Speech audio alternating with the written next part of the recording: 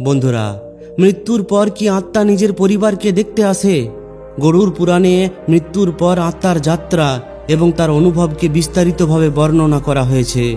এই গ্রন্থ অনুযায়ী আত্মা নিজের পরিবারের কাছে থাকে কি না সেটা অনেক কারণের উপর নির্ভর করে, যেটা আগে আমি আপনাকে বিস্তারিতভাবে বলতে চলেছি।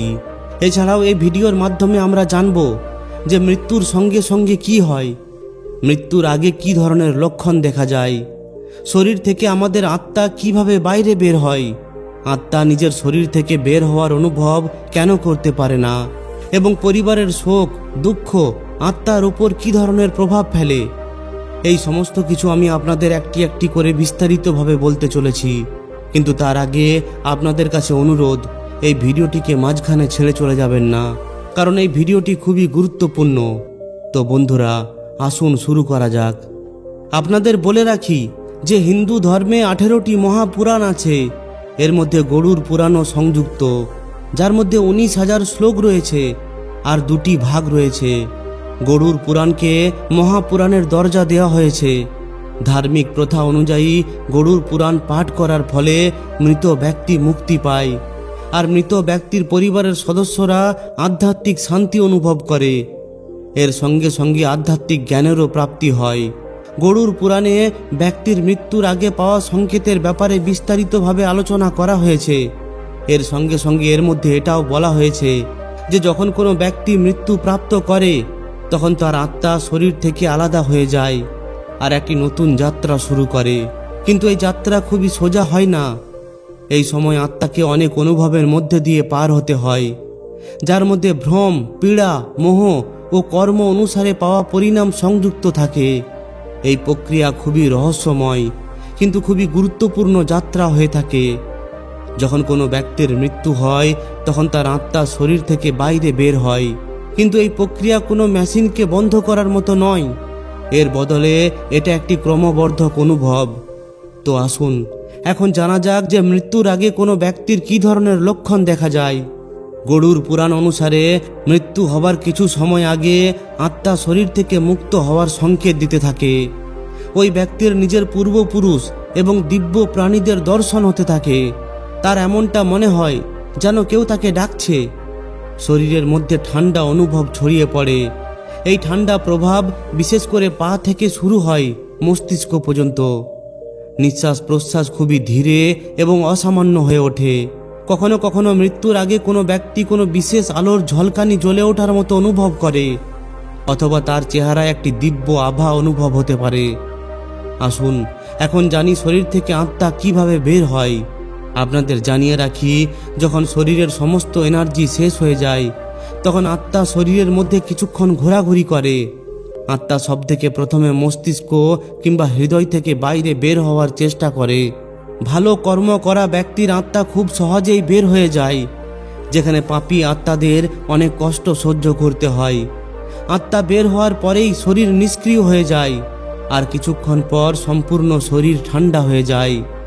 বন্ধুরা, মৃত্যুর পর আত্মার সবথেকে বড় ধাক্কা এটা হলো যে সে তার ভৌতিক শরীর থেকে আলাদা হয়ে গেছে।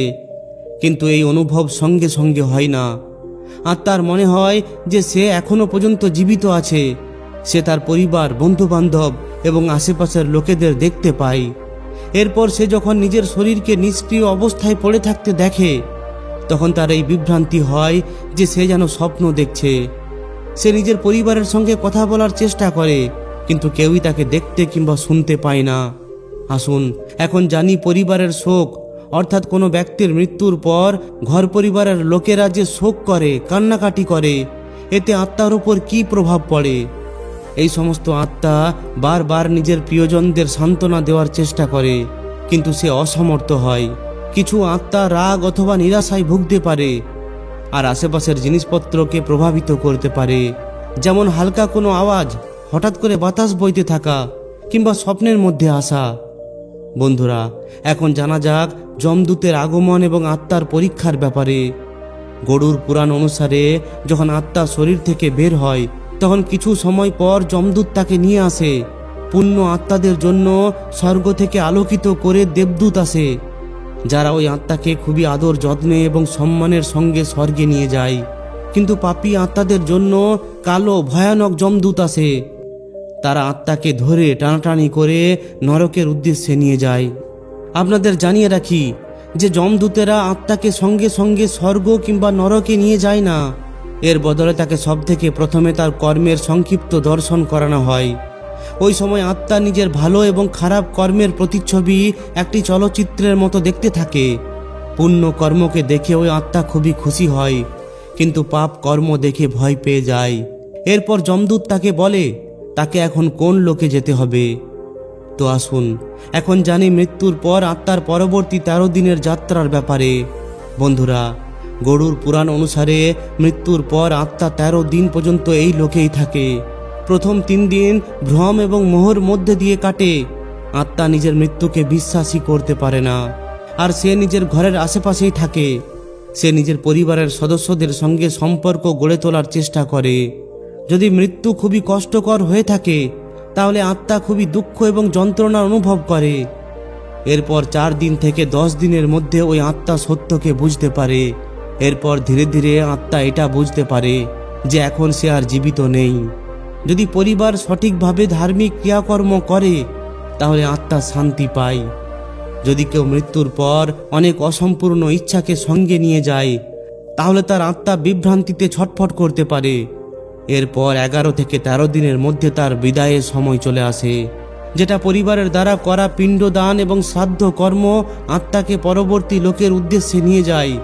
যদি তার কর্ম ভালো হয় তাহলে আত্মা স্বর্গলোক লাভ করে, আর যদি কর্ম খারাপ হয় তাহলে আত্মাকে নরকের সাজা দেওয়া হয়। বন্ধুরা, এখন জানা যাক আত্মা নিজের ঘরের মধ্যে থাকার সংকেত কিভাবে দেয়।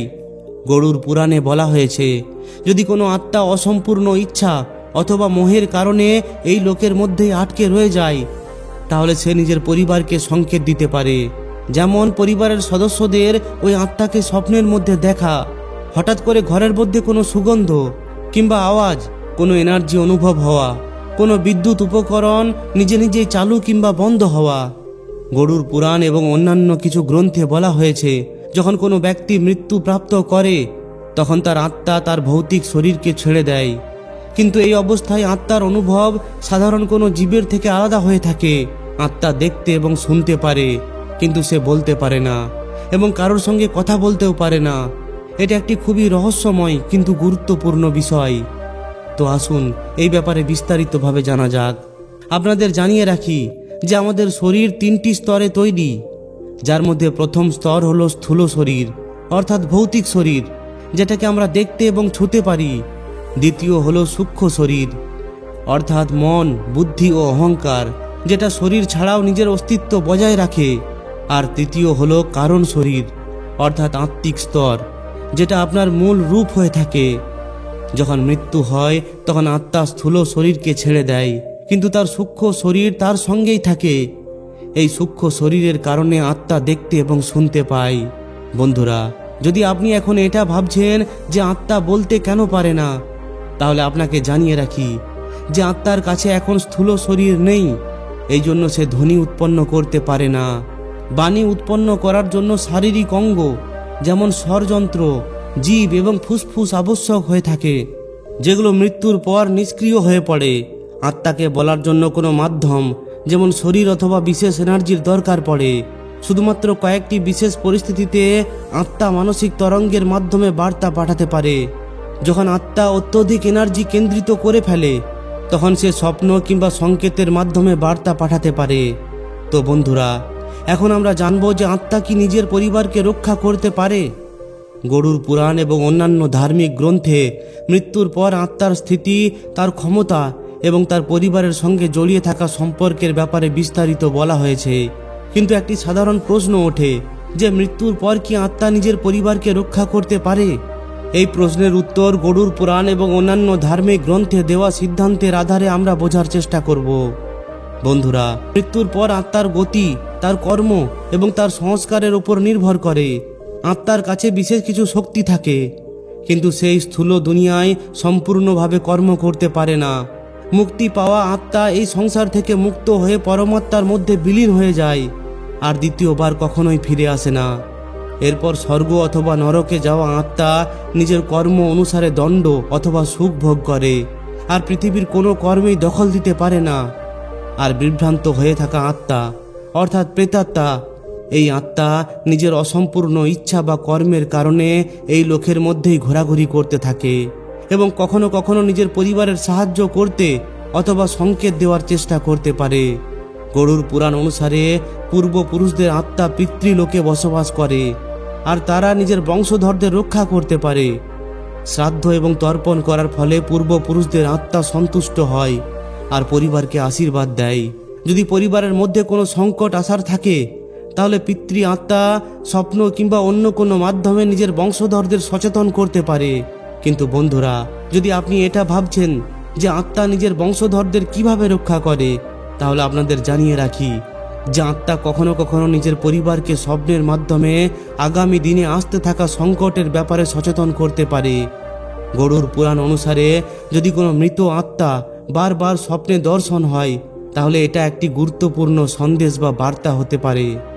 বন্ধুরা, কিছু মানুষ অনেক সময় এটা অনুভব করে যে হঠাৎ করে সে কোনো একটা বিপদ থেকে বেঁচে গেছে কিংবা কোনো অদৃশ্য শক্তি তাকে রক্ষা করছে।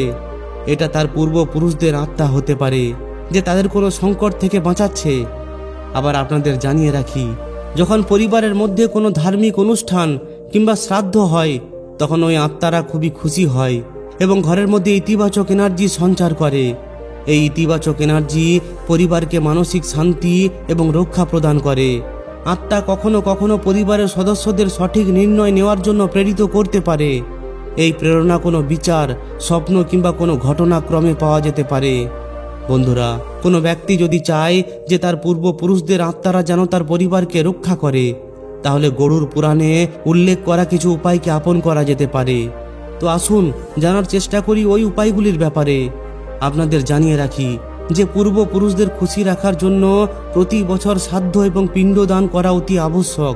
এতে করে পিতৃ আত্মারা সন্তুষ্ট হয়ে পরিবারকে রক্ষা করার চেষ্টা করে। পিতৃ শ্রাদ্ধ এবং গরুর পুরাণকে পাঠ করার ফলে তাদের আত্মার শান্তি পায় আর তারা পরিবারকে আশীর্বাদ দেয়। মহামৃত্যুঞ্জয় পাঠও আত্মার কল্যাণের জন্য করা যেতে পারে। এর সঙ্গে সঙ্গে ব্রাহ্মণ এবং দুস্থদের ভোজন করানোর ফলে পূর্বপুরুষদের আত্মা খুশি হয় আর পরিবারকে রক্ষা করে। বন্ধুরা, অবশেষে আপনাকে জানিয়ে রাখি, যদি কারোর আত্মা এদিকে ওদিকে ঘুরে বেড়াচ্ছে, তাহলে সে সম্পূর্ণভাবে নিজের পরিবারকে রক্ষা করতে পারে না।